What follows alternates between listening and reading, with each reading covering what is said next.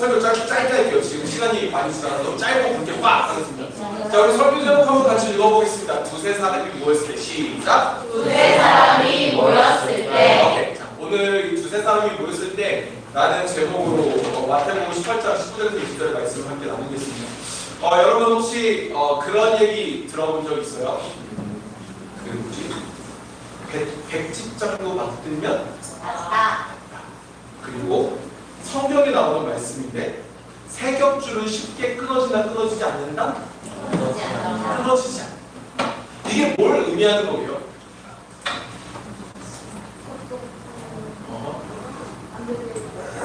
안 되는 일을 도시가 된다. 맞아요. 비슷해요. 비슷한 얘기 맞죠? 맞습니다. 그러니까 혼자 하는 것보다는 공동체, 두세 사람 혹은 그 이상의 사람들이 모여서 할 때 훨씬 좋은 시너지가 발생한다고, 혹은 그 모든 일들, 문제를 이겨낼 수 있다. 이런 속담이고 말씀이죠. 그런 가운데 우리가 생각해볼 거는 뭐냐면 이런 거예요. 요즘 우리가 사는 시대에서도 백장이 만들면 된다. 요즘 우리가 살아가는 시대에서도 세 겹줄은 쉽게 끊어지지 않는다. 아니, 세 겹줄이 필요한가? 아마 우리 친구들은 대학교 무슨 짤 같은 걸 봤을 때 그런 것들 많이 봤을 거예요. 팀플에서 오는 위협성. 우리 친구들도 아마 수행평가 같은 거 할 때 팀플을 하는 친구들이 있을 거예요. 근데 꼭 팀플 하면 한 가지 경험하는 게 있어요. 팀플을 하면 꼭 누군가가 굉장히 주도적으로 해야 돼요.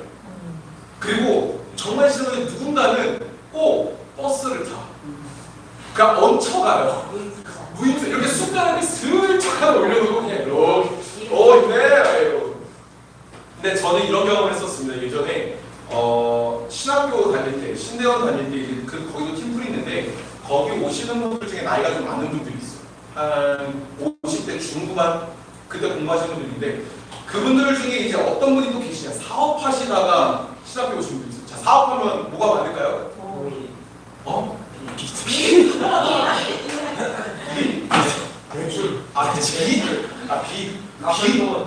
근데 그분은 빚보다는 돈이 많으셨어요.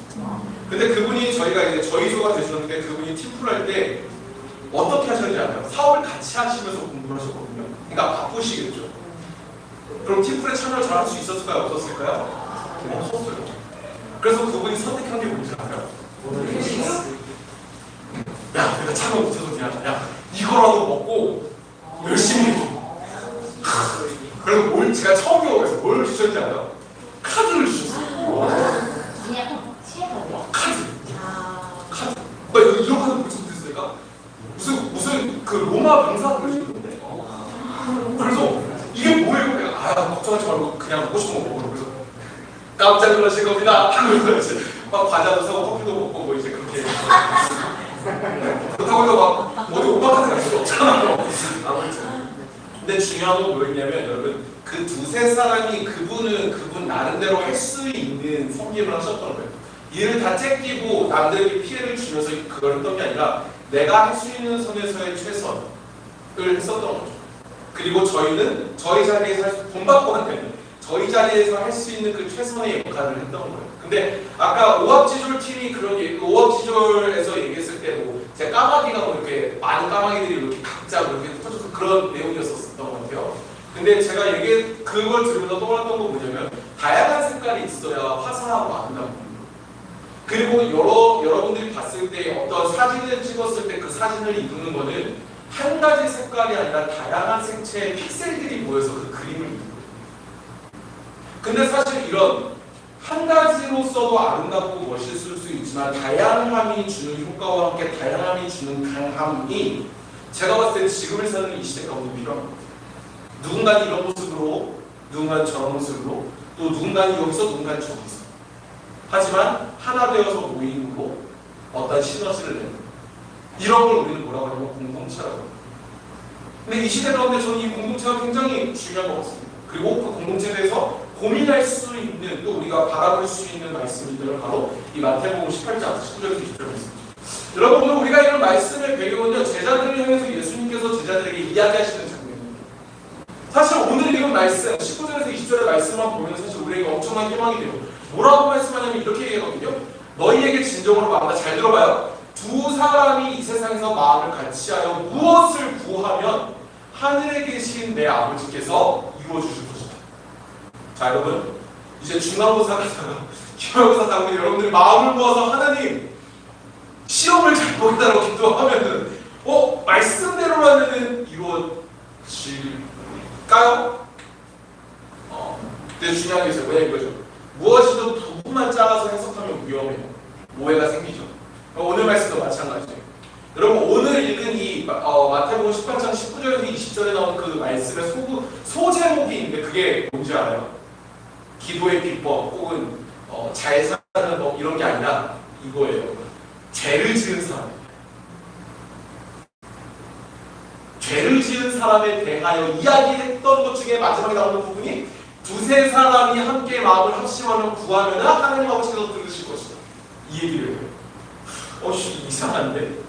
여러분 여기서 예수님이 처음에 이렇게 말씀하세요. 메시지 성경으로 보면 이렇게 말합니다. 함께 믿는 동료가 너에게 상처를 주거든. 자, 좌우 앞뒤에 있는 소그룹들 한번 봐보세요. 자, 얘가 나한테 상처를 준대. 이 새끼가. 얘가 나한테 상처를 준대. 그럴 때 예수님이 알려주신 방법이 뭐였냐? 그래서 이거였어요. 단둘이 있을 때 잘못을 지적해줘. 근데 만약에 또 말을 안 들어? 그러면 한두 사람을 데리고 나서 다시 그 사람한테 얘기를 해줘. 그런데도 말을 안 들어? 그럼 교회 공동체 안에서 그 사람에 대해서 이야기를 해. 근데도 말을 안 들으면 어떻게 해야 돼? 회개하고 회개의 필요성을 지적하고 하나님의 용서하시는 사랑을 다시 베풀어라. 이렇게 예수님은 말씀하세요. 그렇게 하면서 나오는 말씀의 본문이 오늘 읽었었던 19절과 20절의 말씀이죠. 두세 사람이 함께 기도하면 하나님께서 들으실 것이다. 두세 사람이 함께 하는 곳에 나도 함께 있을 거다. 여러분 여기서 우리가 캐치해야 될 핵심 포인트가 뭐냐면요. 이거예요. 누군가를 여러분 지적하는 게 아닙니다. 뭐냐면 그냥 여기 보면 그에게 말하여 다시 말해라, 교회에서 말해라, 용서하는 사람을 그 사람한테 다시 베풀어라고 하는데 이건요 누군가를 여러 번 계속해서 지적해가지고 걔를 조져라 이런 얘기가 아니에요. 그러면 뭐냐면 이거예요. 포기하지 말라고. 나 한 번 했는데 안 돼. 야 걔는 안 될 놈이야. 그냥 가라 그래. 이게 아니라 그에게 말하러 가. 근데 안 된대. 그러면 다시 말해봐. 근데 안 된대. 그럼 우리 교회 공동체에서 다시 말해보자. 근데 안 된대. 그러면 하나님이 용서하시는 사랑을 다시 베풀어. 이걸 하세요. 성경에서 분명히 얘기하는 이 전체적인 맥락을 하나로 표현해보면 이렇게 하는 거죠. 공동체가 함께 부르는 거예요. 누구를요? 나를 다치게 할 나에게 상처를 준 그 동료. 이거예요. 여기서 이 메시지를 보면 우리가 생각할 수 있어요. 그냥 우리끼리만 저걸 지키면 되나요? 그냥 우리가 우리의 어떤 도덕적인 능력을 발휘해서 인내심을 발휘해서 하면 될까요? 아니도 돼요. 근데 중요한 거 그렇게 하면 나중에 분명 번하고 내가 이 짓을 왜 하고 있지? 분명히 이런 거죠. 근데 그 가운데 우리로 하여금 위로하게 하고 또 우리로 하여금 버티게 할 수 있는 약속이 있어요. 누구의 약속일까요? 예수님의 약속. 오늘 말씀에서 예수님은 첫 번째로 이 약속을 하셨어요. 두 사람이 같은 마음으로 구하며 하늘에 계신 내 아버지 하나님이 들으신다. 이게 오늘 나오던 19절의 말씀이에요. 여러분 여기서 우리가 생각해야 될 게 뭐냐면요. 같은 마음이에요. 같은 마음. 두 사람이 같은 마음. 여러분 앞서 나왔던 그 어떤 나에게 상처를 준 사람에게 대해야 되는 태도에 대해서 예수님은 말씀하셨어요. 한 번 이야기해보고 안 되면 두세 사람이 같이 가서 또 얘기해주고 안 되면은 교회 공동체에서 얘기해주고 안 되면 다시 하나님의 사랑으로 그 사람을 품으라. 다시 얘기하라고요. 그쵸? 여기서 말하는 같은 마음은요, 죄를 잘라내자는 마음이 아니에요. 그런 이기적이고 편안하는 효율적인 마음이 아니죠. 그러면요, 하나님을 닮으려는 마음이요. 하나님의 어떤 모습이 닮아야 될까요? 네. 우리를 죽기까지 사랑하셨던, 우리를 포기하지 않으셨던 이스라엘 백성들이 다른 신을 섬겼었지만 그래도 그들을 포기하지 않으셨던 하나님의 마음. 그 하나님의 마음을 닮으라는. 그리고 또 한 가지 예수님께서는 하나님 아버지께서 들으실 거라는 약속과 함께 두 번째는 뭐라 하셨냐면 이걸 약속하셨어요. 두세 사람이 내 이름으로 모인 곳에 나도 그들 가운데 있어. 이게 20절의 말씀이죠. 여러분 이 말이요 그냥 야 나 거기 있을 거야의 의미가 아니에요. 분명 여러분들이 연희 또 우리 소은이 규원이 거기 소그룹 친구들 이제 다양한 일들이 그 그 안에 있을 거예요. 다양한 일들이. 얘는 왜 이렇게 말하지? 이런 상황이 분명 온다고. 그리고 어떤 상황과 시험 기간이 오면 여러분들이 같이 힘들어할 거예요. 근데 중요한 건요, 그 상황 가운데 함께 하신다고요. 이 말은 뭐냐면요, 그 어려움을, 그 힘듦을 우리한테만 떠맡기고 나는 옆에서 지켜볼 게가 아니라고요. 여러분들의 여러분들의 한숨, 여러분들의 짜증, 여러분들의 피곤함, 여러분들의 어떤 두려워하고 불안한 모습, 그 모든 가운데 함께 하실 거라는 하나님의 약속이라는 게 바로 이 말씀이에요. 20장에 나오는 말씀이죠. 이게 예수님이 우리한테 말씀하셨다는 거예요. 약속하셨다는 거예요. 뭐를요? 너희들이 공동체를 품을 때, 너희들한테 상처를 준 그 구성원을 품을 때 너희들한테만 맡기지 않을 거라고. 내가 같이 있을 거라고. 그리고 우리 하나님 아버지가 들을 거라고. 그러니까 나를 의지하라. 그거예요.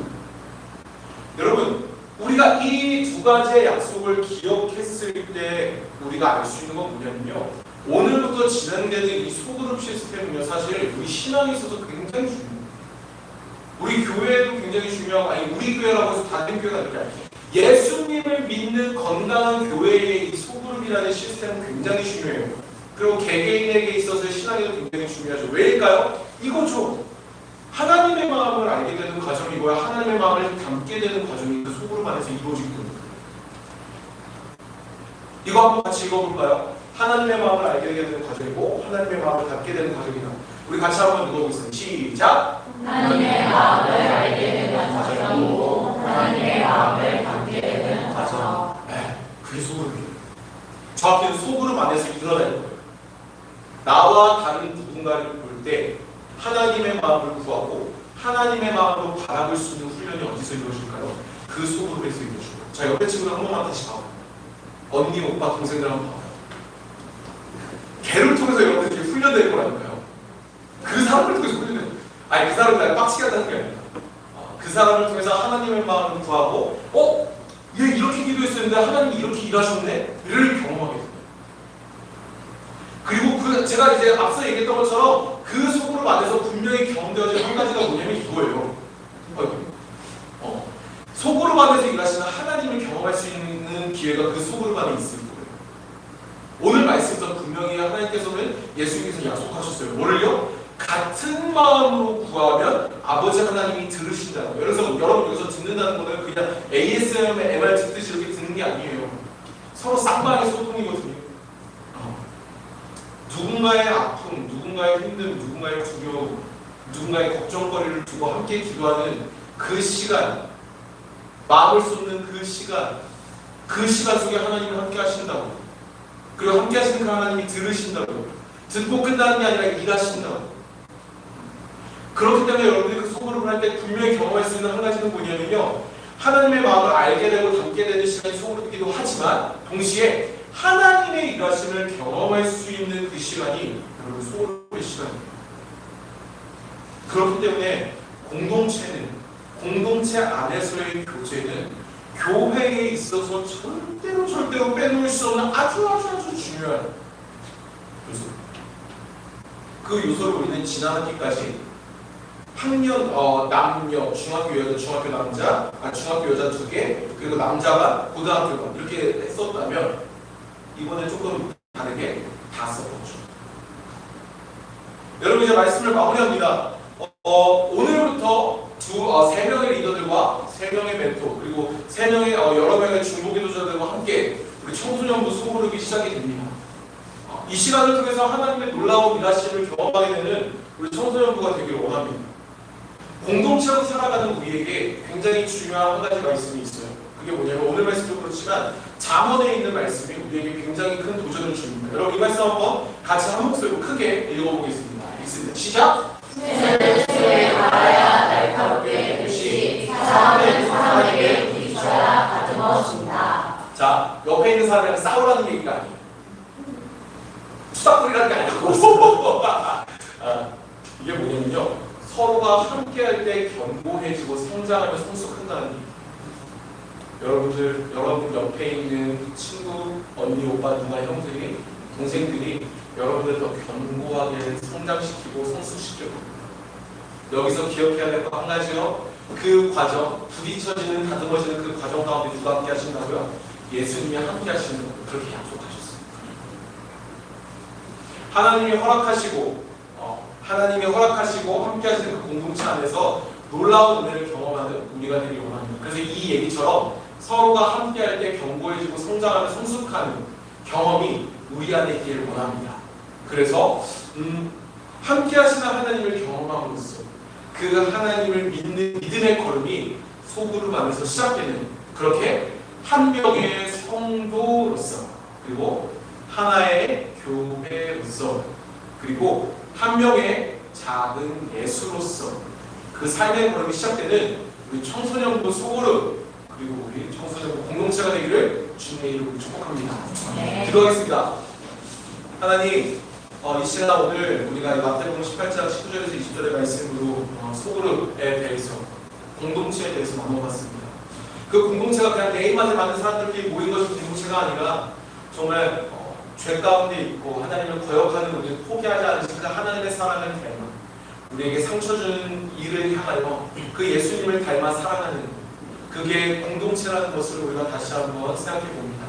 하나님 이 소그룹을 통해서 또 우리 청소년 공동체를 통해서 우리가 더욱더 성장하고 성숙하길 원합니다. 하지만 그것이 내가 바라고 내가 원하는 세상이 바라고 세상이 원하는 모습이 아니라 우리를 사랑하실 때 죽기까지 사랑하셨던 예수님의 그 모습을 닮아 성장하고 성숙해지는 우리 친구들 되길 원하고 우리 공동체가 되길 원하니 지금 그 모든 관계 속에 모든 과정 가운데 함께하여 주셔서 우리를 교회로 우리를 성도로 우리를 작은 예수로 세워가 주시옵소서. 함께해 주실 주님을 일하실 주님을 기대하며 예수 그리스도의 이름으로 기도드렸습니다. 여러분 이 시간에 우리가 항상 매월 첫 주에 하는 찬식의